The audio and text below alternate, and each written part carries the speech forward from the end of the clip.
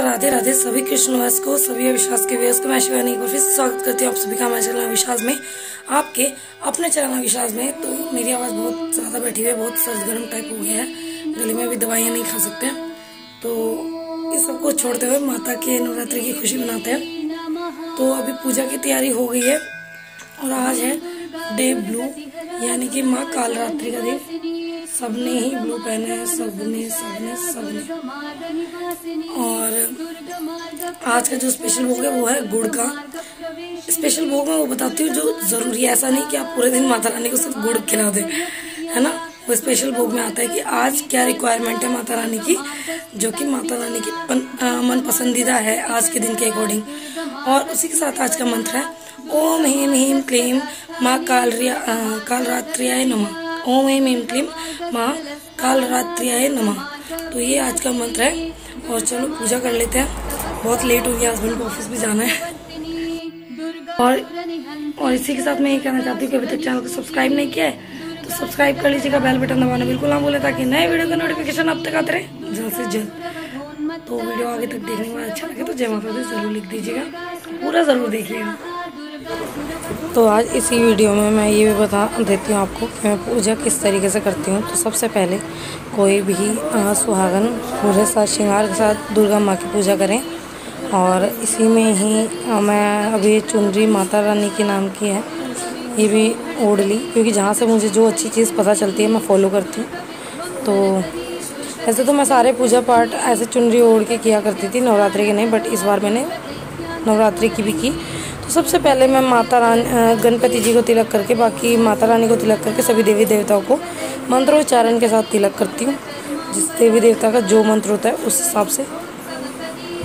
और तिलक करने के बाद बाकी की पूजा। और माता रानी जो हैं उनको अश्वगंध चंदन, केसर चंदन और रोली और कुमकुम का तिलक मैं लगाती हूँ, अर्पण करती हूँ। और आपको भी करना चाहिए, वैसे जो भी चीज़ अगर अच्छी लगती है तो फॉलो करनी चाहिए, उसमें कोई बुराई नहीं है। फिर यहाँ पर हमारे अग्यारी होती है, उपले को गर्म करके गैस पर, या आपके घर में चूल्हा जलता है, अगर आप गांव से बिलोंग करते हैं तो चूल्हा जलता होगा, उसी की कोई कंडी लेकर के आप अग्यारी कर सकते हैं। तो यहाँ पर अग्यारी है, दिया है, अखंड जोत जल रही है। और जैसे आप कुमकुम वगैरह सब कुछ अर्पित माता रानी को करते हैं, वैसे आप कलश को भी कीजिए, है ना। तो इसके बाद जो है इस पर हम चढ़ाते हैं लौंग का जोड़ा, गुगुल और लोबान, कपूर, और इसके साथ साथ आप हवन सामग्री भी डाल करके इस पर हवन भी कर सकते हैं। तो इसके बाद हमारा गोला मिश्री का जो प्रसाद होता है, सूखा गोला और मिश्री, वो तो रेगुलर बेसिस पर होता ही है। साथ में जो मैं हर बार एक एडिशनल प्रसाद आपको बताती हूँ वो भी होता है। तो चाहे वो पूजा के समय पर लगे, चाहे पूजा समाप्ति के बाद में माता रानी को दूँ, क्योंकि माता रानी हमारे घर में आती हैं 9 दिन के लिए, खातिर हमें करनी होती है। जैसे आप सभी को पता है, जो लोग गणपति रखते होंगे गणपति जी की भी खातिर की जाती है, ऐसे ही माता रानी की भी खातिर करते हैं। तो फिर उसके बाद हम चालीसा वगैरह पढ़ते हैं, सभी माँ दुर्गा का चालीसा, विंदेश्वरी चालीसा, हनुमान चालीसा, इस तरीके से। और उसके बाद जो भी धूप वगैरह लगा के जल अर्पण करना, पूरे घर में धूनी दिखाना माता रानी की, है ना। तो इस तरीके से होता है। और आपने जो ज्वारे बो रखे हैं, आप उसको ही माता रानी का प्रतीक मान के उस पर भी तिलक कीजिए। तो इस तरीके से हम लोग पूजा करते हैं। तो इस बार जो है मेरा गला बहुत ज़्यादा वाला बैठ गया था, तो जो भी मैं बोल रही हूँ वो तो बिल्कुल साइलेंट में चला जा रहा है, यहाँ पर कुछ सुनाई नहीं दे रहा। और यहाँ पर इस तरीके से प्रसाद अर्पित कर रहे हैं, जो कि माता रानी के लिए है और समस्त देवी देवताओं के लिए है। और यहाँ पर रख दिया गया है भोग का प्रसाद। और हम सभी पूजा के बाद, इस मंदिर के बाद, यानी कि जो अभी चौकी लगी, चौकी के बाद जो हमारे घर का मंदिर है वहाँ पर भी जोत बत्ती होगी। और तरुणों को तो स्नान पहले ही करा दिया जाता है। तो सारी जोत बत्ती के साथ माता रानी को अगर जो मेन भोग है पूजा के समय पर लग गया तो ठीक है, अगर वो बनता है तो पूजा के बाद ही मैं बना पाती हूँ। तो फिर वो माता रानी को भोग लगाते हैं बना के। फिर मैं जो है गोला मिश्री का प्रसाद ग्रहण करके माता रानी का फिर चाय पानी पी के फिर दूसरा जो प्रसाद होता है हम लोग वो ग्रहण कर लेते हैं। तो इस तरीके से हमारा जो सुबह की पूजा नित्य नियम की नवरात्रि होती है। और शुन्नू भी पूरे 9 व्रत रखती है। 4 बार से शुन्नू भी 9 व्रत कर रही है। टचवुड किसी की नज़र ना लगे मेरी बच्ची को, क्योंकि नज़र लगाने वाले भी कम नहीं होते। तो यहाँ पर जैसे कि शुन्नू अनंत को अपने साथ ही रखती है, तो यहाँ पर पूजा में भी अपने साथ ही बैठा के रखा हुआ है ना। अपने साथ ही की अनंत भी पूजा कर रहे हैं माता रानी की। और सही बात है भाई, भवानी की पूजा कौन नहीं करता। हमारे श्री कृष्ण भी भवानी को मनाते हैं भाई, है ना। तो हमारे कान्हा भी बैठे हुए हैं हमारे संगी करने के लिए। पूजा में भी वही बैठे और पूजा के लिए भी वही बैठे हैं, हर तरफ नारायण स्वरूप। तो यहाँ पर पतिदेव पढ़ रहे हैं चालीसा, क्योंकि मेरा घर चला गया साइलेंट पीस पर। इस तरीके से जो व्रत की पूजा पाठ करते हैं। और ऐसे तो सुबह उठ करके सारे घर का साफ़ सफाई, झाड़ू पोछा, किचन क्लीनिंग वगैरह सारा कुछ अगर नाइट में कर भी दिया तो फिर भी एक बार करना रहता है दोबारा।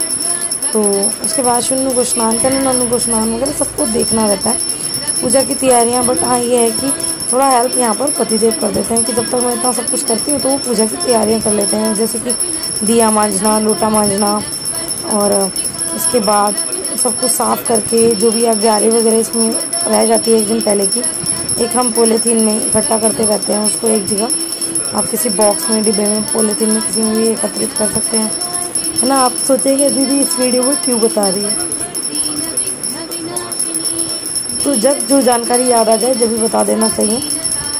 क्या पता आप अगली बार इस चीज़ को फॉलो कर लें और उसके लिए प्रिपेयर रहें कि हमें ये करना चाहिए। तो इस तरीके से होता है। और जितनी देर पूजा करते हैं हम कोशिश करते हैं अग्यारी जो है जलती रहे, इसमें घी हम करते रहते हैं ताकि ये जो जलती रहे जब तक हम पूजा कर रहे हैं, क्योंकि ये भी माता रानी का प्रतीक है।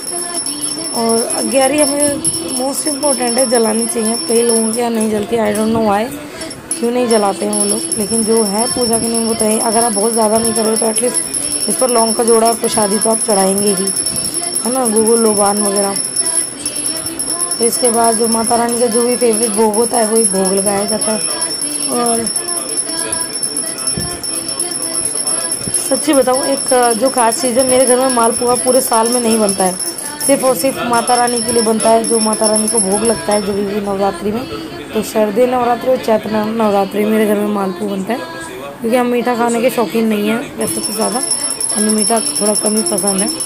बट फिर भी जो माता रानी के भोग का बनता है ना, ऐसा लगता है कि गज़ब, इतना अच्छा टेस्ट कैसे हो सकता है।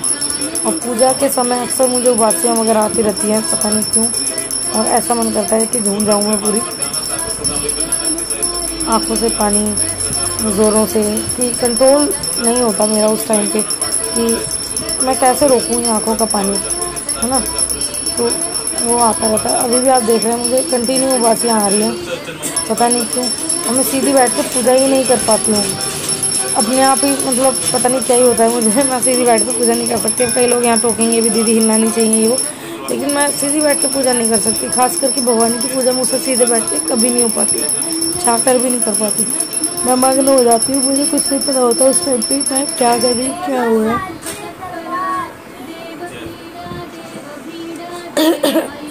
तो सॉरी, थोड़ा सा सुबह का टाइम है जब मैं वॉइस ओवर कर रही हूँ, जब टाइम मिलता है जब कर देती हूँ। तो यहाँ पे हमारी पूजा हो गई, पतिदेव जी ने दोनों चालीसा पढ़ ली हैं और अब मैं हनुमान चालीसा पढ़ रही हूँ, क्योंकि माता रानी के बाद हमें हनुमान जी की पूजा ज़रूर करनी चाहिए, वो हमारे लांगुर वीर हैं। तो वैसे भी मैं डेली हनुमान चालीसा का पाठ करती हूँ, तो यहाँ भी हनुमान चालीसा का पाठ माता रानी की पूजा के बाद और जयकारों के साथ पूजा का समापन।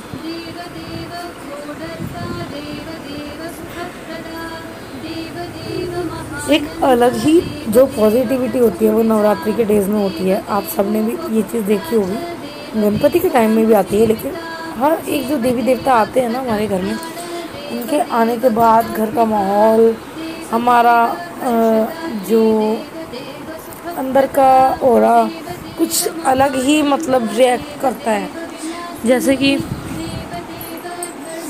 अलग से भाव आ जाते हैं वो। और हाँ, कुछ लोग ये कहते हैं कि नंगे पैर व्रत कैसे कर लेते हो, ये है वो है। तो देखो, जो भी कैसे भी व्रत होते हैं सब, अगर हमने ऐसा कुछ भी प्रण लेकर के किया है, संकल्प लिया है, तो वो माता रानी पूरी शक्ति देती है।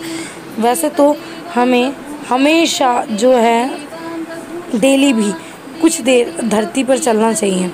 वैसे तो कई लोग अब ये कहेंगे कि धरती सब चीज़ें, धरती ऐसे नहीं कि मतलब हम फ्लैट में रहते हैं या हमारे ऊपर के पोर्शन है तो हम धरती पर चल रहे, नहीं, हमारी जो बिल्कुल सरफेस है उस पर चलना है हमें। जैसे कि सड़क होती है या हमारे बिल्कुल ग्राउंड फ्लोर की ज़मीन है, कई लोग पार्क में नंगे पैर वॉक करते हैं, बहुत अच्छी चीज़ होती है।